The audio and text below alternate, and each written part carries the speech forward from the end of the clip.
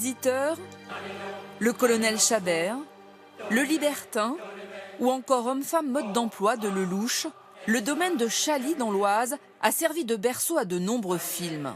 Cette ancienne abbaye royale, fondée au XIIe siècle, appartient à l'Institut de France. C'est un lieu propice au cinéma. L'endroit du décor vous explique pourquoi. Action! Depuis une vingtaine d'années, les tournages de films, mais aussi de séries et de clips se multiplient. 23 sur 1 première. L'historien Jean-Marc Vasseur nous révèle le principal atout du site. Pour les tournages, ce qui est intéressant, je dirais pour nous primordial, c'est d'offrir 9 siècles d'histoire de France dans un espace des plus réduits. Cette église en ruine date par exemple du début du XIIIe siècle. La chapelle Sainte-Marie et ses gargouilles du milieu du XIIIe. Ce mur crénelé qui borde la roseraie de la Renaissance et ce bâtiment abbatial du XVIIIe siècle. C'est dans cette chapelle que furent tournées 2 célèbres scènes du film Les Visiteurs. Ma chapelle! L'abbaye ravagée, j'ai pitié! Celle où Jacouille vole les bijoux d'un mort pour les cacher ensuite dans une statue.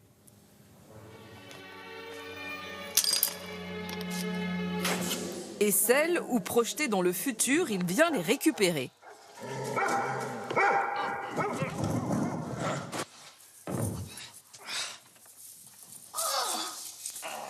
Oh, ma ceste, t'es riche!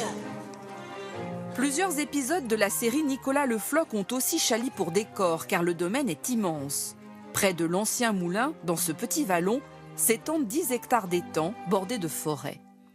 Ce qui attire les cinéastes ici, c'est la variété évidemment des paysages. On est vraiment dans le vert là, hein.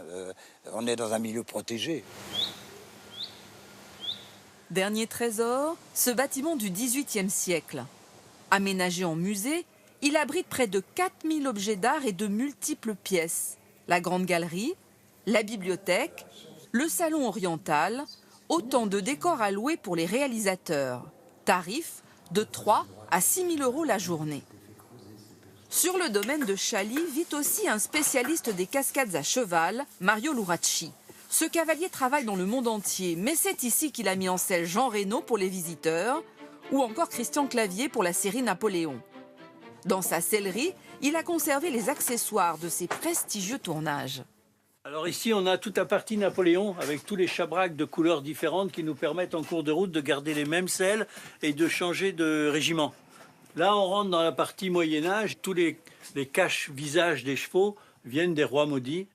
Il est le premier à vanter les mérites de Chaly à tous ceux qui cherchent des décors pour leurs films.